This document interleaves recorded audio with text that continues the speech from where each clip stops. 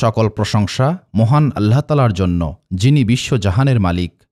আমরা সবাই জানি মহান আল্লাহ তাআলা ৭ আসমানের উপরে আরশে আজিমকে স্থাপন করেছেন। এখন প্রশ্ন হচ্ছে, আরশে আজিম কি সকল সৃষ্টির চাইতে বড়? মহান আল্লাহ তাআলা কি এই আরশে আজিমেই অবস্থান করেন? মহান আল্লাহ তাআলা দেখতে কেমন? আরশে আজিমকে নিয়ে বিভিন্ন মতবাদ এবং রেওয়ায়েত পাওয়া যায়। এই সব মতবাদ এবং রেওয়ায়েতে আরশে আজিম সম্পর্কে কি বলা হয়েছে? এই সমস্ত প্রশ্নের উত্তর আমরা পবিত্র কোরআন এবং হাদিসের আলোকে জানার চেষ্টা করব। মূল কাহিনী শুরু করার আগে ভিডিওটি লাইক করে চ্যানেলটি সাবস্ক্রাইব করুন। এই ভিডিও সম্পর্কে আপনার যে কোনো মতামত কমেন্ট করে জানাতে ভুলবেন না। চলুন শুরু করা যাক।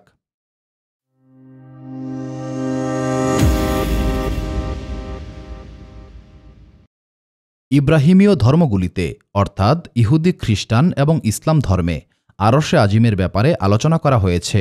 ইব্রাহিমীয় ধর্মগুলিতে আরশে আজিমকে মহান আল্লাহ তাআলার ক্ষমতা, কর্তৃত্ব এবং রাজত্বের প্রতীক হিসেবে বিবেচনা করা হয়।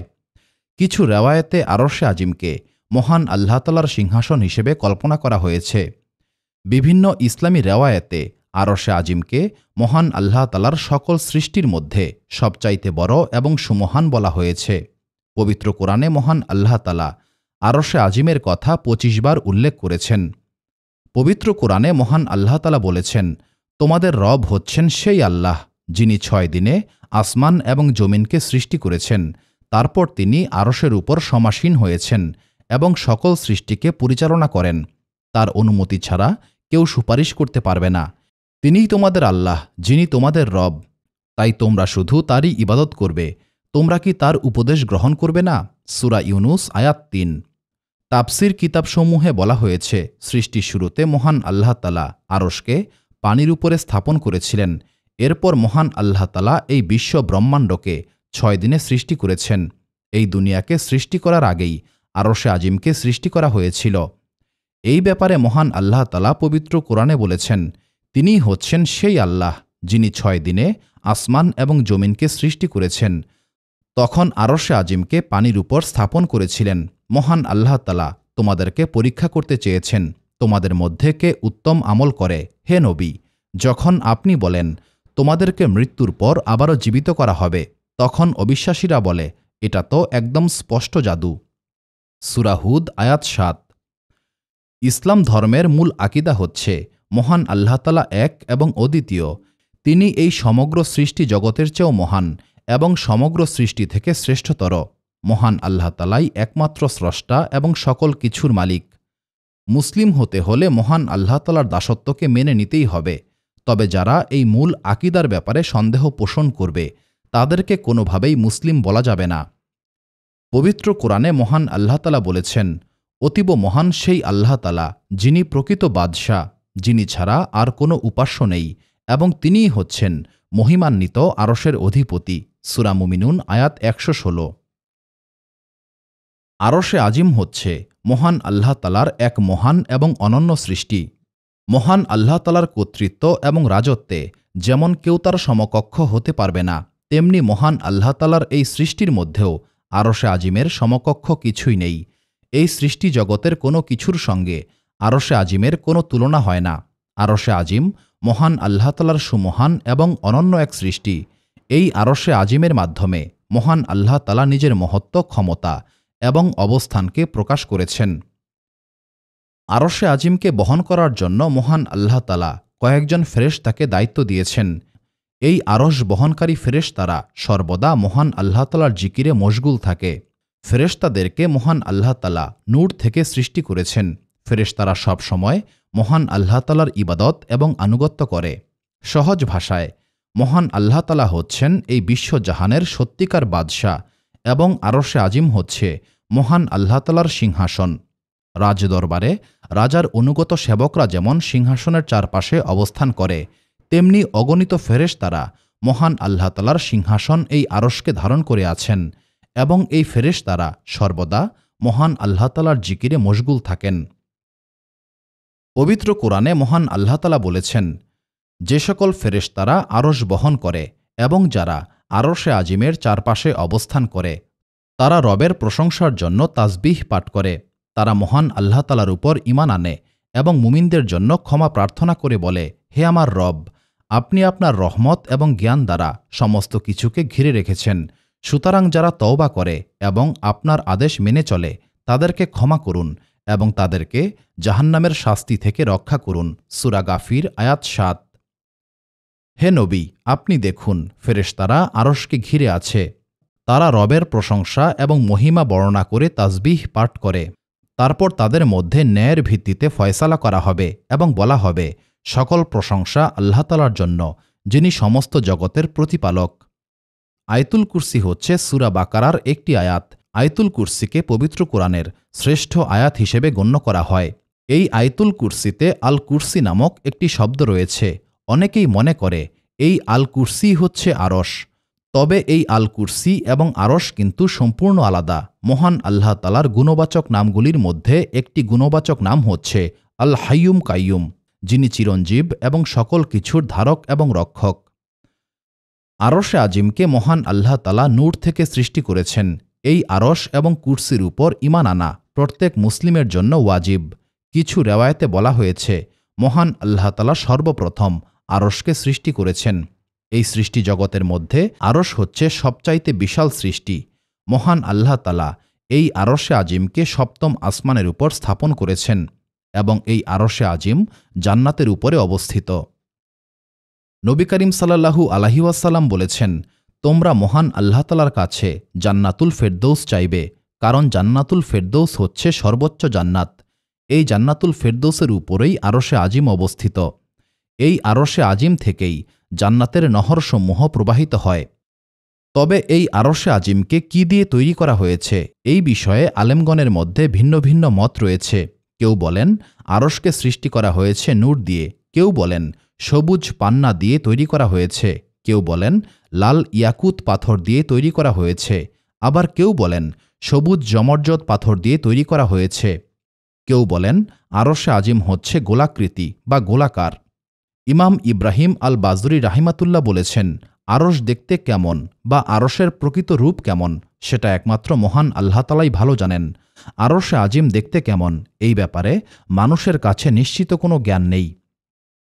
তাফসির কিতাবসমূহে বলা হয়েছে, আরশে আজিম গোলাকার নয়, বরং মহান আল্লাহ তাআলা আরশে আজিমকে গম্বুজের আকারে সৃষ্টি করেছেন। আরশে আজিমকে মহান আল্লাহ তাআলা জান্নাতের ছাদ হিসেবে স্থাপন করেছেন।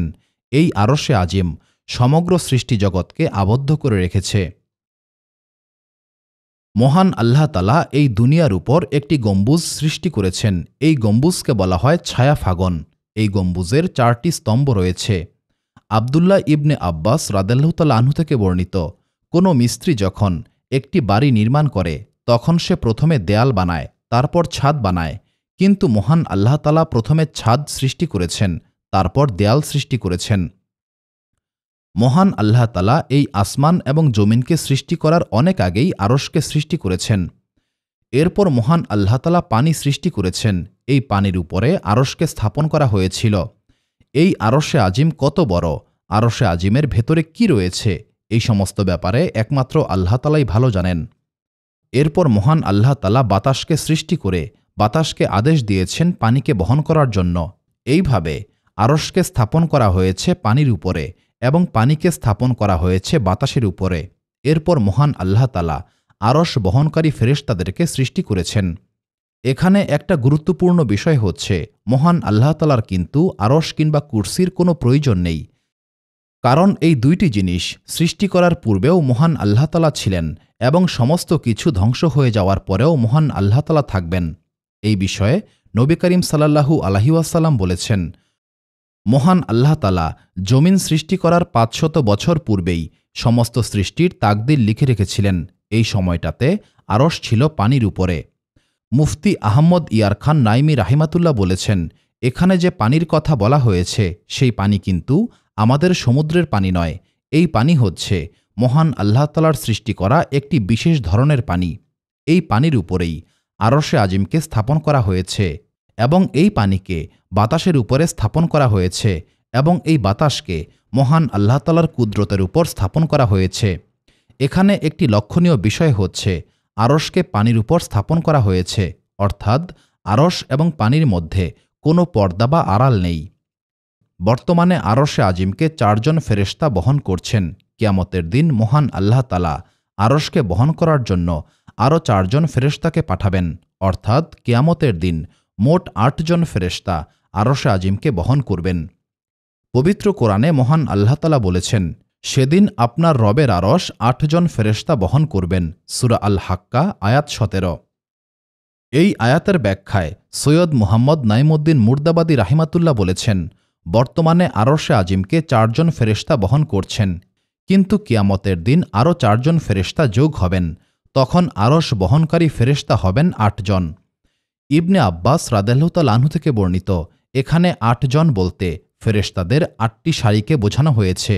প্রতিটি সারিতে কতজন ফেরেশতা রয়েছেন এটা একমাত্র মহান আল্লাহ তাআলাই ভালো জানেন।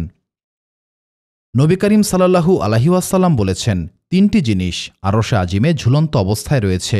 প্রথম জিনিসটি হল আত্মীয়তার বন্ধন। এটা মহান আল্লাহ তাআলাকে বলে, হে আমার রব, আপনি আমাকে সৃষ্টি করেছেন, আমাকে কেউ যেন ভেঙে না ফেলে। দ্বিতীয়টি হচ্ছে আমানত। এটা মহান আল্লাহ তাআলাকে বলে, হে আমার রব, আমি হচ্ছি আপনার সৃষ্টি করা দায়িত্ব, আমার সঙ্গে কেউ যেন বিশ্বাসঘাতকতা না করে। তৃতীয়টি হচ্ছে নেয়ামত। এটা মহান আল্লাহ তাআলাকে বলে, হে আমার রব, আমি হচ্ছি আপনার সৃষ্টি করা উপহার, তাই আমাকে কেউ যেন অস্বীকার না করে বা অকৃতজ্ঞ না হয়। আরশে আজিম মহান আল্লাহ তাআলার বিশাল সৃষ্টি হওয়া সত্ত্বেও আরশ প্রায়শই কেঁপে ওঠে। হাদিস এবং তাফসির কিতাবসমূহে আরশে আজিম কেঁপে ওঠার ব্যাখ্যা রয়েছে। নবী করিম সাল্লাল্লাহু আলাইহি ওয়াসাল্লাম বলেছেন, যখন কোনো ফাসেক ব্যক্তির প্রশংসা করা হয় তখন মহান আল্লাহ তাআলা ক্রোধান্বিত হন এবং আরশে আজিম কেঁপে ওঠে। নবী করিম সাল্লাল্লাহু আলাইহি ওয়াসাল্লাম বলেছেন, তোমরা বিয়ে করো কিন্তু তালাক দিও না, তালাক দিলেও আরশে আজিম কেঁপে ওঠে। তবে কখনো কখনো মহান আল্লাহ তাআলার রহমতের কারণেও আরশ কেঁপে ওঠে। নবী করিম সাল্লাল্লাহু আলাইহি ওয়াসাল্লাম বলেছেন, মানুষের নেক নিয়ত আরশের সঙ্গে যুক্ত হয়ে যায়। যখন কোনো বান্দা তার নিয়ত অনুযায়ী নেক কাজ করে তখন আরশে আজিম কেঁপে ওঠে। এরপর মহান আল্লাহ তাআলা সেই বান্দাকে ক্ষমা করে দেন।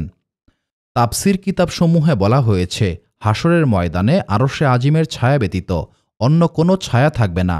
নবী করিম সাল্লাল্লাহু আলাইহি ওয়াসাল্লাম বলেছেন, মহান আল্লাহ তাআলা সেই ব্যক্তিকে সর্বপ্রথম আরশের নিচে স্থান দেবেন যে ব্যক্তি কোনো দরিদ্র ঋণগ্রস্তকে ঋণ পরিশোধের জন্য সময় দিয়েছে, অথবা ঋণগ্রস্ত ব্যক্তির সম্পূর্ণ ঋণ মাফ করে দিয়ে বলেছে, আমি মহান আল্লাহ তাআলার সন্তুষ্টির জন্য আমার এই সম্পদ সদকা হিসেবে দান করে দিলাম। কুরসিও মহান আল্লাহ তাআলার এক সুমহান সৃষ্টি। এই কুরসি আরশে আজিমের ঠিক নিচে এবং সপ্তম আসমানের উপরে অবস্থিত। সপ্তম আসমান এবং কুরসির মধ্যকার দূরত্ব হচ্ছে 500 বছরের পথ। কুরসি এবং আরশে আজিম সম্পূর্ণ আলাদা দুইটি সৃষ্টি। নবী করিম সাল্লাল্লাহু আলাইহি ওয়াসাল্লাম বলেছেন, মহান আল্লাহ তাআলা কুরসিকে মুক্তা দিয়ে তৈরি করেছেন। মহান আল্লাহ তাআলা কলমকেও মুক্তা দিয়ে তৈরি করেছেন। এই কলমের দৈর্ঘ্য হচ্ছে 700 বছরের পথ। কুরসির বিশালতা সম্পর্কে নবী করিম সাল্লাল্লাহু আলাইহি ওয়াসাল্লাম বলেছেন, কুরসি যদি একটি বিশাল মরুভূমি হয়ে থাকে তবে 7 আসমান হচ্ছে একটি ছোট্ট আংটির মতো। অন্যদিকে আরশে আজিম যদি একটি বিশাল মরুভূমি হয়ে থাকে তবে আরশে আজিমের সামনে কুরসি হচ্ছে একটি ছোট্ট আংটির মতো। ওমর ইবনে মুনাব্বির রাহিমাতুল্লাহ থেকে বর্ণিত, এই কুরসির 4টি পা রয়েছে, প্রতিটি পা আসমান এবং জমিনের চেয়েও অনেক বড়। মানুষের হাতের তালুতে একটি সরিষা দানা যেমন, কুরসির সামনে সমগ্র দুনিয়া একটি সরিষা দানার মতোই। পবিত্র কোরআনে মহান আল্লাহ তাআলা বলেছেন, হে নবী, আপনি কি দেখেন না আসমান এবং জমিনের সকল কিছু সম্পর্কে মহান আল্লাহ তাআলা অবগত রয়েছেন। 3 জন গোপনে পরামর্শ করলেও মহান আল্লাহ তাআলা সেখানে চতুর্থ, 5 জন করলে মহান আল্লাহ তাআলা সেখানে ষষ্ঠ। তারা যতজনই হোক না কেন, যেখানেই থাকুক না কেন, মহান আল্লাহ তাআলা তাদের সঙ্গে রয়েছেন। মানুষ যাই কিছু করুক না কেন, মহান আল্লাহ তাআলা সকল বিষয়ে অবগত রয়েছেন। কোনো কাজই মহান আল্লাহ তাআলার জ্ঞানের বাইরে নয়। যে কাজ মহান আল্লাহ তাআলার সন্তুষ্টির জন্য নয়, সেই কাজের কোনো মূল্য নেই। মহান আল্লাহ তাআলা এক এবং অদ্বিতীয়, তার কোনো শরিক নেই।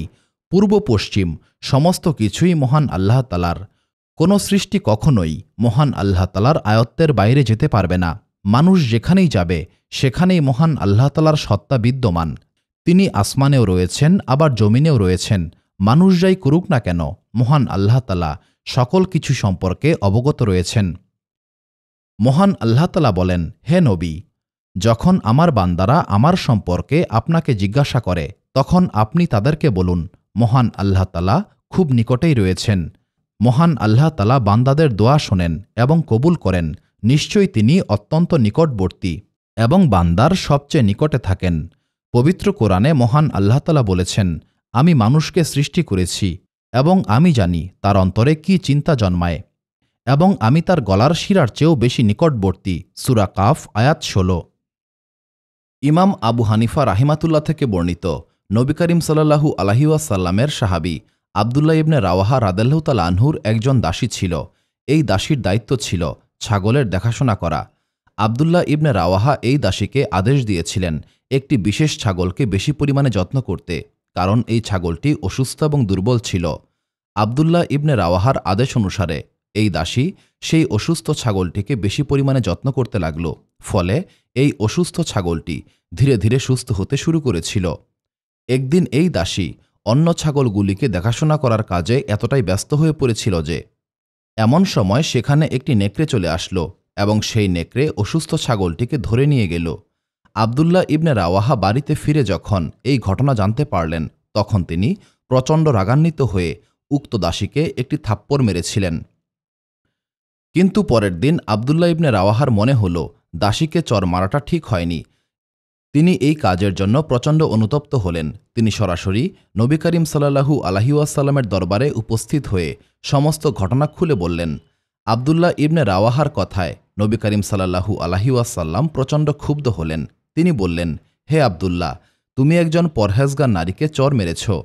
আবদুল্লাহ ইবনে রাওয়াহা অবাক হয়ে বললেন, হে আল্লাহ রাসূল সাল্লাল্লাহু আলাইহি ওয়াসাল্লাম, আমার এই দাসী একজন হাবশী মহিলা, সে মুমিনা কিনা এই ব্যাপারে আমি নিশ্চিত নই। তখন নবী করিম সাল্লাল্লাহু আলাইহি ওয়াসাল্লাম বললেন, তোমার সেই দাসীকে এখানে হাজির করো। নবী করিম সাল্লাল্লাহু আলাইহি ওয়াসাল্লামের আদেশ অনুসারে সেই দাসীকে নবী করিম সাল্লাল্লাহু আলাইহি ওয়াসাল্লামের দরবারে উপস্থিত করা হল। নবী করিম সাল্লাল্লাহু আলাইহি ওয়াসাল্লাম তখন সেই দাসীকে উদ্দেশ্য করে বললেন, হে হাবশী মহিলা, মহান আল্লাহ তাআলা কোথায়? সেই দাসী উত্তর দিল, মহান আল্লাহ তাআলা ৭ আসমানের উপরে। তখন নবী করিম সাল্লাল্লাহু আলাইহি ওয়াসাল্লাম বললেন, আমি কে? সেই দাসী উত্তর দিল, আপনি হচ্ছেন মহান আল্লাহ তাআলার রাসূল সাল্লাল্লাহু আলাইহি ওয়াসাল্লাম। এবার নবী করিম সাল্লাল্লাহু আলাইহি ওয়াসাল্লাম বললেন, হে আবদুল্লাহ ইবনে রাওয়াহা, আমি আগেই বলেছিলাম এই দাসী একজন মুমিনা মহিলা। হে আবদুল্লাহ, তুমি এই দাসীকে মুক্ত করে দাও।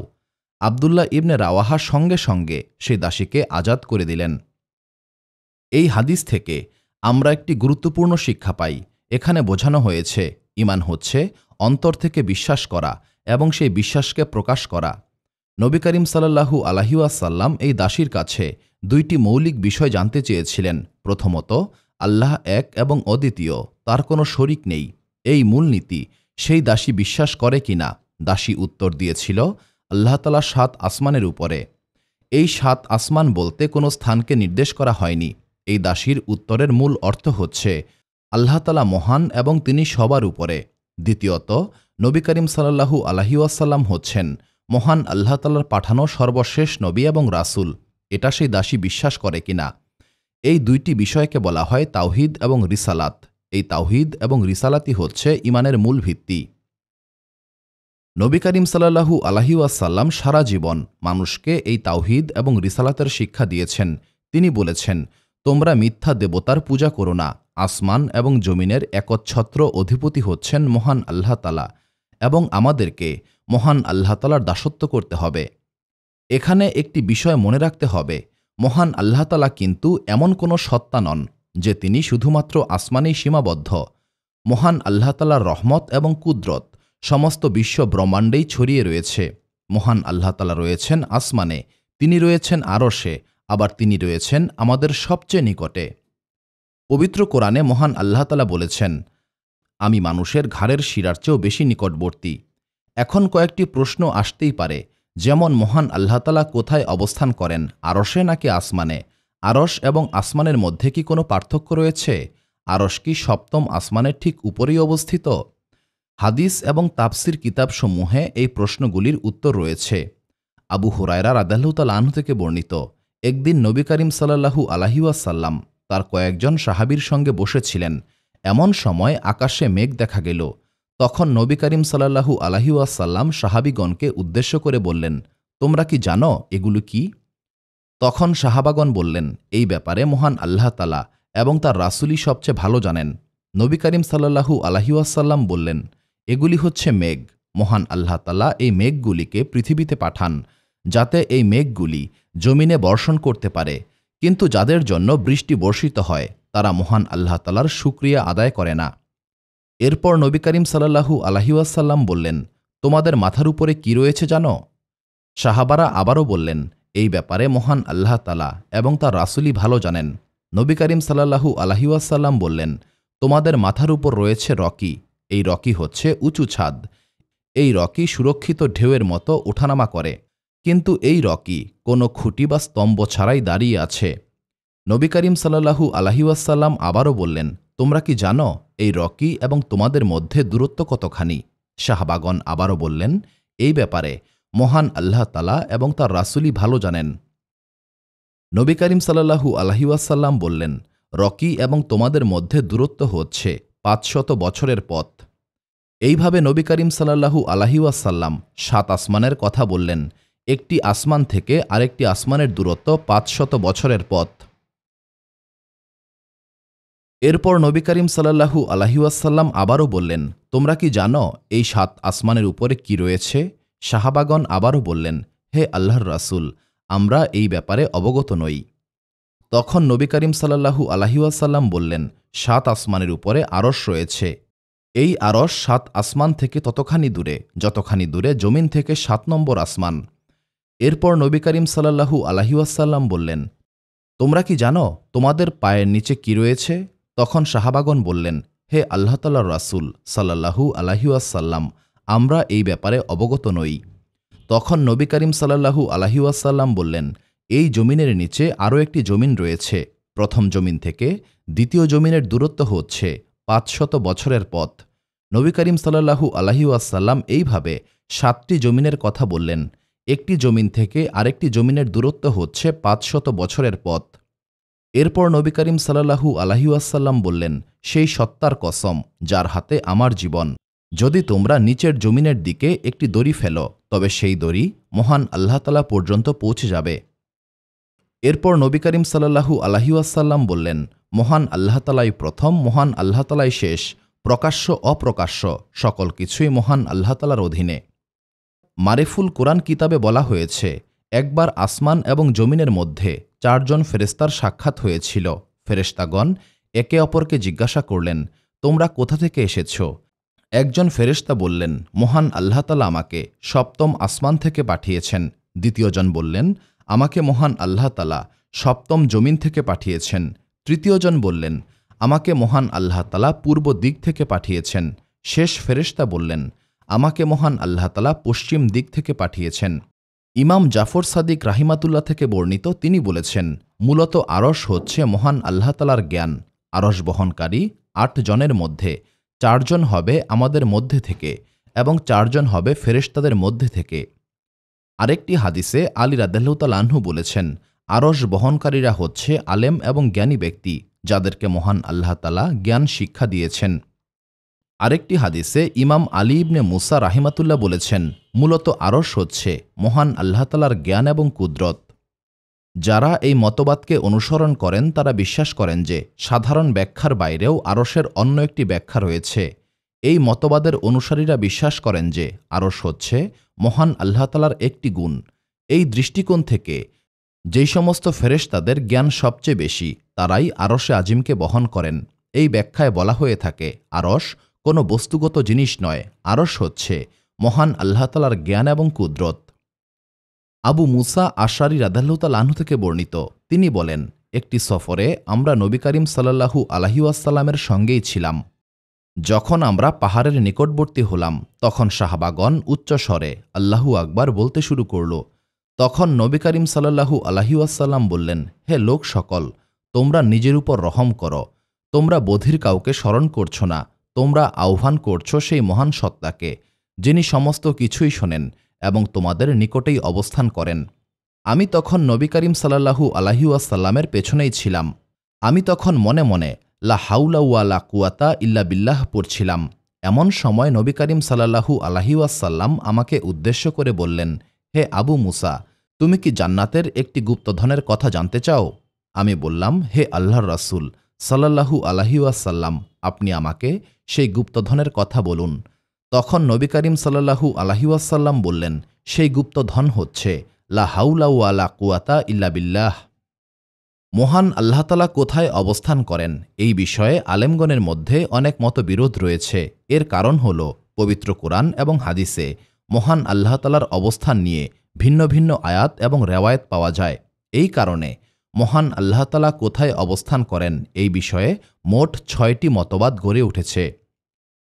এই মতবাদের মধ্যে একটি মতবাদ হচ্ছে মহান আল্লাহ তাআলার কোনো দিক নেই, অর্থাৎ তিনি না উপরে না নিচে, না ডানে না বামে।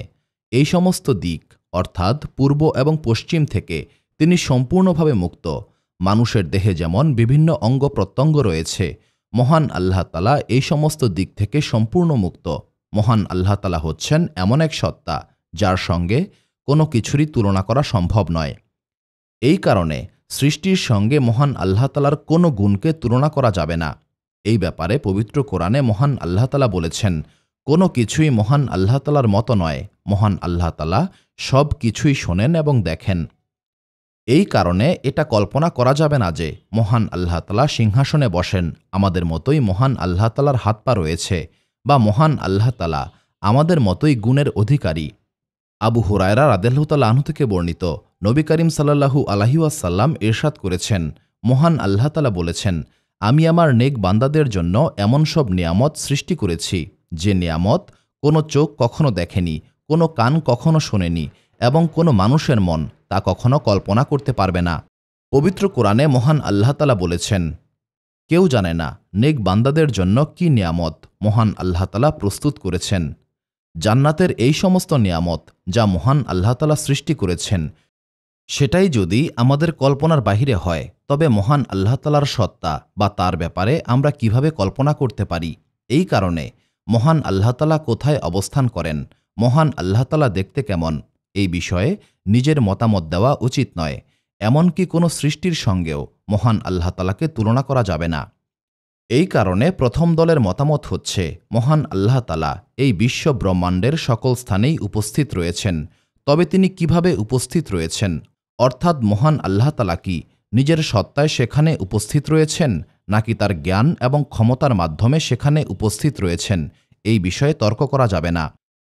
কারণ মহান আল্লাহ তাআলা সময়, দিক বা কিভাবে হবে এই সমস্ত ব্যাখ্যা থেকে সম্পূর্ণভাবে মুক্ত। যারা বলে মহান আল্লাহ তাআলা সকল স্থানেই বিদ্যমান, তারা প্রমাণ হিসাবে পবিত্র কোরআনের কয়েকটি আয়াত পেশ করে থাকে। প্রথম আয়াত হচ্ছে, তোমরা যেখানেই থাকো না কেন মহান আল্লাহ তাআলা তোমাদের সঙ্গেই রয়েছেন, আর তোমরা যা কিছুই করো না কেন মহান আল্লাহ তাআলা সেই সম্পর্কে অবগত রয়েছেন। সূরা আল হাদিদ আয়াত ৪।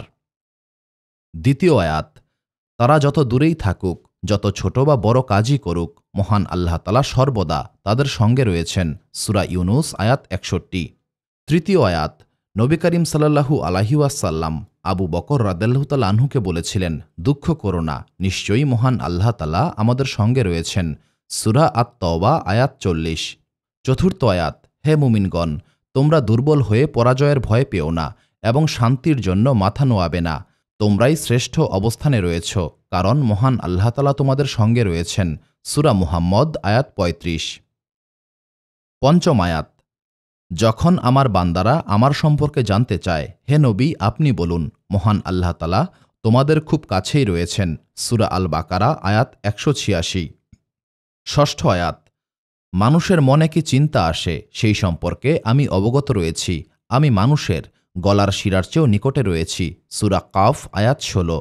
সপ্তম আয়াত, পূর্ব পশ্চিম সকল দিকেই মহান আল্লাহ তাআলা রয়েছেন, তোমরা যেদিকেই মুখ ফেরাও না কেন সেখানেই মহান আল্লাহ তাআলা রয়েছেন। নিশ্চয়ই মহান আল্লাহ তাআলা সমস্ত কিছুকে ঘিরে রেখেছেন এবং তিনি সব জানেন। সূরা আল বাকারা আয়াত ১১৫। এই 7টি আয়াতের মাধ্যমে এই দলটি ব্যাখ্যা করে থাকে যে মহান আল্লাহ তাআলা সকল স্থানেই বিদ্যমান, কিন্তু কিভাবে বিদ্যমান সেটা একমাত্র মহান আল্লাহ তাআলাই ভালো জানেন। এই প্রথম দলটি আরও একটি প্রশ্ন করে, সেটা হচ্ছে মহান আল্লাহ তাআলা যদি আরশেই অবস্থান করেন, তবে যখন আরশকে সৃষ্টি করা হয়নি তখন মহান আল্লাহ তাআলা কোথায় ছিলেন? দ্বিতীয় দলের আলেমগণ বিশ্বাস করেন মহান আল্লাহ তাআলা আরশে আজিমেই অবস্থান করেন, তবে তিনি কিভাবে আরশে আজিমে রয়েছেন সেটা নিয়ে কোনো তর্ক বা বিতর্ক করা যাবে না, কারণ মহান আল্লাহ তাআলা কোনো নির্দিষ্ট উপায়ে থাকার মতো ব্যাখ্যা থেকে একদম পবিত্র। এই দলের মতামত হচ্ছে মহান আল্লাহ তাআলা পবিত্র কোরআনের মোট 7টি আয়াতে বলেছেন তিনি আরশেই অবস্থান করেন। এই কারণে তারা বিশ্বাস করেন মহান আল্লাহ তাআলা আরশেই অবস্থান করেন। প্রথম দলের লোকেরা যখন পূর্বে উল্লেখ করা 7টি আয়াতের কথা বলে, তখন দ্বিতীয় দলের লোকেরা এই প্রশ্নের উত্তর দেয় যে মহান আল্লাহ তাআলা তার জ্ঞান, দেখার শক্তি এবং ক্ষমতা দিয়ে সকল স্থানেই উপস্থিত থাকেন। দ্বিতীয় দলটিও দলিল হিসেবে পবিত্র কোরআনের কয়েকটি আয়াতকে উপস্থাপন করে। প্রথম আয়াত হচ্ছে তিনি পরম দয়ালু, তিনি আরশে সমাসীন, সূরা তহা আয়াত 5। দ্বিতীয় আয়াত হচ্ছে নিশ্চয়ই তোমাদের রব সেই আল্লাহ যিনি আসমান এবং জমিনকে 6 দিনে সৃষ্টি করেছেন, তারপর মহান আল্লাহ তাআলা আরশে সমাসীন হয়েছেন, সূরা আল আরাফ আয়াত 54। তৃতীয় আয়াত হচ্ছে তিনি সেই সত্তা যিনি আকাশ এবং পৃথিবী এবং তার মধ্যবর্তী সমস্ত কিছুকেই 6 দিনে সৃষ্টি করেছেন, তারপর তিনি আরশে সমাসীন হয়েছেন, সূরা আল ফুরকান আয়াত 59। বাকি 4টি আয়াতও একই ধরনের, যেখানে মহান আল্লাহ তাআলা বলেছেন তিনি আরশের উপর সমাসীন। দ্বিতীয় এই দলটির দাবি হচ্ছে মহান আল্লাহ তাআলা আরশে আজিমেই অবস্থান করেন, তবে মহান আল্লাহ তাআলা কিভাবে, কোন রূপে আরশে সমাসীন হয়েছেন সেটা জানা সম্ভব নয়। তৃতীয় দলের মতবাদ হচ্ছে মহান আল্লাহ তাআলা তার জ্ঞান, ক্ষমতা এবং কুদরতের মাধ্যমে সমগ্র বিশ্বজগতে উপস্থিত রয়েছেন, কিন্তু মহান আল্লাহ তাআলার নিজস্ব সত্তা অর্থাৎ মহান আল্লাহ তাআলার নিজস্ব অস্তিত্ব এই বিশ্বজগতের মধ্যে নেই। মহান আল্লাহ তাআলা কোথায় রয়েছেন এই ব্যাপারে তারা নিশ্চুপ থাকেন। এই দলের যুক্তি হচ্ছে বিশ্ব ব্রহ্মাণ্ড যখন মহান আল্লাহ তাআলা নিজেই সৃষ্টি করেছেন, তখন মহান আল্লাহ তাআলা নিজের সৃষ্টির মধ্যেই থাকবেন, এটা সম্ভব নয়। এই দলের আলেমগণ উদাহরণ হিসেবে বলেন, যদি বিশ্ব ব্রহ্মাণ্ড একটি পানির পাত্র হয়, তবে মহান আল্লাহ তাআলা কিভাবে এই পানির পাত্রের মধ্যেই অবস্থান করবেন? এই দলের দাবি হচ্ছে মহান আল্লাহ তাআলা শুধুমাত্র তার শক্তি এবং ক্ষমতার মাধ্যমেই এই বিশ্ব ব্রহ্মাণ্ডে আছেন, কিন্তু মহান আল্লাহ তাআলার নিজস্ব সত্তা এই বিশ্ব ব্রহ্মাণ্ডে নেই। দলিল হিসেবে এই দলের আলেমগণ পবিত্র কোরআনের কয়েকটি আয়াত উপস্থাপন করেন। প্রথম আয়াতে বলা হয়েছে মহান আল্লাহ তাআলা সমস্ত কিছুকে তার কুদরতের আওতায় নিয়েছেন, সূরা আল বাকারা আয়াত 284। পবিত্র কোরআনে মহান আল্লাহ তাআলা আরও বলেছেন, তোমরা যা কিছুই করো মহান আল্লাহ তাআলা সমস্ত কিছুকে পরিবেষ্টন করেছেন, সূরা আল নিসা আয়াত 126। এই আয়াতগুলির মাধ্যমে এটা প্রমাণিত হয় যে এই বিশ্ব ব্রহ্মাণ্ড মহান আল্লাহ তাআলার নিয়ন্ত্রণে রয়েছে। মোদ্দা কথা, এই দলের মতামত হচ্ছে মহান আল্লাহ তাআলা তার জ্ঞান, ক্ষমতা এবং শক্তির মাধ্যমে এই বিশ্ব ব্রহ্মাণ্ডে উপস্থিত রয়েছেন, কিন্তু মহান আল্লাহ তাআলার নিজস্ব সত্তা এখানে উপস্থিত নেই। চতুর্থ দলের মতামত হচ্ছে মহান আল্লাহ তাআলা তার মহত্ব, মর্যাদা এবং কুদরতের কারণে উচ্চতায় রয়েছেন, তবে তিনি কতটা উচ্চতায় রয়েছেন বা তার অবস্থান কোথায় এই ব্যাপারে তারা কোনো মন্তব্য করেন না, কারণ এই বিষয়টি মানুষের জ্ঞানের সীমার বাইরে। তারা শুধুমাত্র এতটুকুই বিশ্বাস করেন যে মহান আল্লাহ তাআলা উচ্চতায় রয়েছেন, কিন্তু তার সেই উচ্চতা কোনো দিক বা স্থান দিয়ে নির্ধারিত নয়, বরং তার শান এবং মহত্বের উপযুক্ত। এই দলের আলেমগণ তাদের মতের পক্ষে পবিত্র কোরআনের কয়েকটি আয়াতকে দলিল হিসেবে উপস্থাপন করে। প্রথম আয়াতে বলা হয়েছে তারা তাদের রবকে ভয় করে যিনি উপরে রয়েছেন, এবং তারা সেই কাজই করে যা তাদেরকে আদেশ করা হয়েছে, সূরা আল নাহল আয়াত 50। এই আয়াত থেকে বোঝা যায় মহান আল্লাহ তাআলা উপরে রয়েছেন, অর্থাৎ তিনি উচ্চ মর্যাদায় অধিষ্ঠিত এবং সমস্ত কিছুর নিয়ন্ত্রণ করেন। দ্বিতীয় আয়াতে বলা হয়েছে পবিত্র বাক্য মহান আল্লাহ তাআলার দিকে উঠে যায়, আর সৎকর্ম সেই বাক্যকে আরও ঊর্ধ্বে তোলে, সূরা ফাতির আয়াত 10। এর মানে হল মানুষের আমল এবং দোয়া মহান আল্লাহ তালার দিকে উঠে যায় যা নির্দেশ করা হয়েছে এবং মহান আল্লাহ তালা উচ্চতায় রয়েছেন। তৃতীয় আয়াতে বলা হয়েছে, শান্তি আসবে মহান আল্লাহ তালার পক্ষ থেকে, যিনি সব উত্থানের পথের মালিক। সূরা সাবা আয়াত ২। অর্থাৎ মহান আল্লাহ তালার ক্ষমতা আকাশচুম্বী। তিনি সেই সত্তা যিনি সমস্ত কিছুর উপর পূর্ণ নিয়ন্ত্রণ রাখেন। নবী করিম সাল্লাল্লাহু আলাইহি ওয়াসাল্লামের একটি হাদিসকেও তারা দলিল হিসেবে উপস্থাপন করে। হাদিসে বলা হয়েছে, ফেরেশতারা এবং জিব্রাইল আলাইহি ওয়াসাল্লাম একদিনে উপরের দিকে উঠে যায়, যার পরিমাণ তোমাদের হিসেবে ৫০০ বছরের পথ। এই দলের আলেমগণ বলেন, আমরা শুধুমাত্র এইটুকুই বিশ্বাস করি, আল্লাহ তাআলা উচ্চতায় রয়েছেন, কিন্তু তিনি কেমনভাবে আছেন বা কোথায় আছেন সেই বিষয়ে তর্ক করা অনুচিত। তার অবস্থান মানুষের ধারণার বাহিরে। মহান আল্লাহ তাআলা যেমন বলেছেন আমরা তেমনই বিশ্বাস করি, তার কোনো তুলনা নেই, তার মহিমা সমস্ত সীমার ঊর্ধ্বে। পঞ্চম দলের দাবি হচ্ছে, মহান আল্লাহ তাআলা আসমানেই অবস্থান করেন, তবে সেটা মহান আল্লাহ তাআলার শান এবং কুদরতের সঙ্গে। তবে তারা এটা বলেন না, মহান আল্লাহ তাআলা কিভাবে আসমানে রয়েছেন, কোথায় আছেন বা কেমনভাবে আছেন, এইসব বিষয়ে তারা বিতর্কে যায় না। তাদের বিশ্বাস হল মহান আল্লাহ তাআলা আসমানে আছেন, কিন্তু তার অবস্থান মানুষের ধারণার বাহিরে। এই মতের ভিত্তি তারা নিয়েছে একটি সহিহ হাদিস থেকে। সেই হাদিসে বর্ণিত হয়েছে, একজন দাসীকে নবী করিম সাল্লাল্লাহু আলাইহি ওয়াসাল্লাম পরীক্ষা করেছিলেন। নবী করিম সাল্লাল্লাহু আলাইহি ওয়াসাল্লাম সেই দাসীকে জিজ্ঞাসা করেছিলেন, মহান আল্লাহ তাআলা কোথায়? তখন দাসী উত্তর দিয়েছিল, মহান আল্লাহ তাআলা আসমানে রয়েছেন। তখন নবী করিম সাল্লাল্লাহু আলাইহি ওয়াসাল্লাম তার সাহাবীকে বলেছিলেন, এই দাসীকে মুক্ত করে দাও, সে একজন মুমিনা।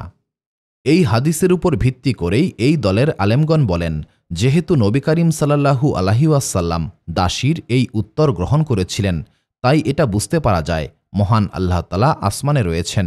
তবে তারা এটাও স্পষ্ট করে বলেন, এর মানে এই নয় যে মহান আল্লাহ তাআলা সৃষ্টিকৃত কোনো স্থানে সীমাবদ্ধ। মহান আল্লাহ তাআলার অবস্থান, রূপ, উচ্চতা বা স্থান এই সমস্ত কিছুর প্রকৃতি মানুষের জ্ঞানের বাইরে। তাদের বিশ্বাস হচ্ছে মহান আল্লাহ তাআলা আসমানে রয়েছেন। এর অর্থ হচ্ছে মহান আল্লাহ তাআলা সমস্ত কিছুর ঊর্ধ্বে। ষষ্ঠ দলের আলেমগণের বিশ্বাস হচ্ছে, পবিত্র কোরআনে বলা হয়েছে মহান আল্লাহ তাআলা আরশে সমাসীন হয়েছেন।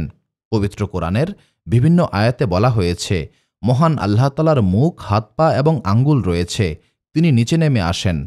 তবে পবিত্র কোরআনের এই আয়াতগুলি মুশতাবিহাত নামের এক ধরনের আয়াতের মধ্যে পড়ে। মুশতাবিহাত অর্থ হচ্ছে এমন আয়াত যার অর্থ কিছুটা অস্পষ্ট বা দ্বিধার সৃষ্টি করতে পারে। এই জন্য তারা বলে, আমরা জানি এইগুলি মহান আল্লাহ তাআলার কথা, কিন্তু মহান আল্লাহ তাআলার এই কথাগুলির অর্থ আমরা জানি না।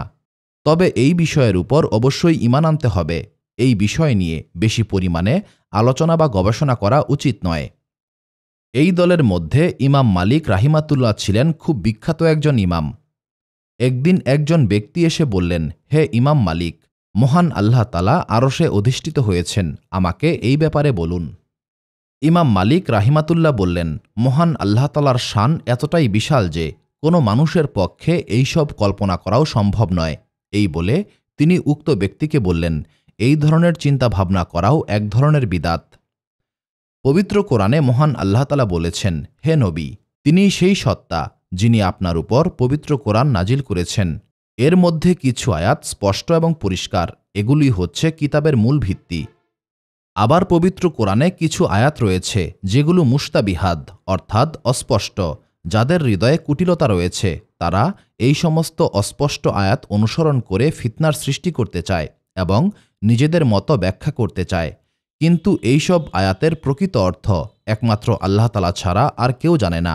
আর যারা জ্ঞানী তারা বলে, আমরা এইসব আয়াতের উপর ঈমান এনেছি, সবই আমাদের রবের পক্ষ থেকে এসেছে, আর শুধুমাত্র বুদ্ধিমান লোকেরাই এইসব থেকে শিক্ষা গ্রহণ করে। সূরা আল ইমরান আয়াত ৭। এই আয়াতের প্রকৃত শিক্ষা হচ্ছে মুশতাবিহাত শব্দ বা আয়াত নিয়ে তর্ক বিতর্ক করে ফিতনা তৈরি করা যাবে না, বরং এই আয়াতগুলিতে ঈমান আনতে হবে এবং চুপ থাকতে হবে। ইমাম আবু হানিফা রাহিমাতুল্লাহ এই ব্যাপারে খুব স্পষ্ট মতামত দিয়েছেন। তিনি বলেছেন, মুশতাবিহাত শব্দগুলির অর্থ আমরা জানি, কিন্তু মহান আল্লাহ তাআলা এই শব্দগুলিকে কোন অর্থে ব্যবহার করেছেন সেটা আমরা জানি না। এই জ্ঞান শুধুমাত্র মহান আল্লাহ তালার কাছেই রয়েছে। ইমাম আবু হানিফার বিখ্যাত কিতাব ফিকে আকবরে বলা হয়েছে, পবিত্র কোরআনে বলা হয়েছে মহান আল্লাহ তালার মুখ হাত পা রয়েছে। এগুলো সবই মহান আল্লাহ তালার গুণ। মহান আল্লাহ তালা অঙ্গ প্রত্যঙ্গ বা আকার আকৃতি থেকে সম্পূর্ণ পবিত্র। ইমাম গাজ্জালি রাহিমাতুল্লাহ বলেছেন, আরশে সমাসীন হওয়া মানে আরশের উপর বসে থাকা বা স্থির হয়ে থাকা নয়, বরং আরশে সমাসীন হওয়ার অর্থ হচ্ছে আরশকে নিয়ন্ত্রণ করা, আরশকে রক্ষা করা, আরশকে অটল এবং স্থিতিশীল রাখা। আজকের আলোচনা শেষ করছি খুবই গুরুত্বপূর্ণ একটি হাদিস দিয়ে। নবী করিম সাল্লাল্লাহু আলাইহি ওয়াসাল্লাম বলেছেন, মহান আল্লাহ তাআলা আদম আলাইহি ওয়াসাল্লামকে নিজের সূরতে সৃষ্টি করেছেন এবং আদম আলাইহি ওয়াসাল্লামের উচ্চতা ছিল ৬০ হাত। এই হাদিসে বলা হয়েছে আদম আলাইহি ওয়াসাল্লামকে মহান আল্লাহ তাআলা নিজের সূরতে সৃষ্টি করেছেন। এই কথাগুলি কিন্তু মুস্তাবিহাতের মধ্যে পড়ে। এই হাদিসের বাহ্যিক ব্যাখ্যা আমরা সবাই জানি, কিন্তু এই হাদিসের ভেতরের আসল অর্থ আমরা জানি না।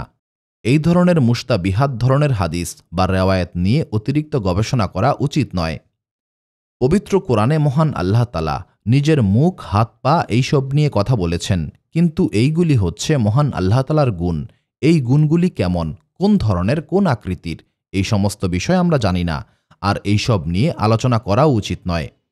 ঠিক তেমনি মহান আল্লাহ তাআলার ক্রোধ, সন্তুষ্টি, এইগুলিও মহান আল্লাহ তাআলার গুণ, কিন্তু কিভাবে মহান আল্লাহ তাআলা ক্রোধান্বিত হন, তার সন্তুষ্টির ধরন কেমন, তা আমরা জানি না।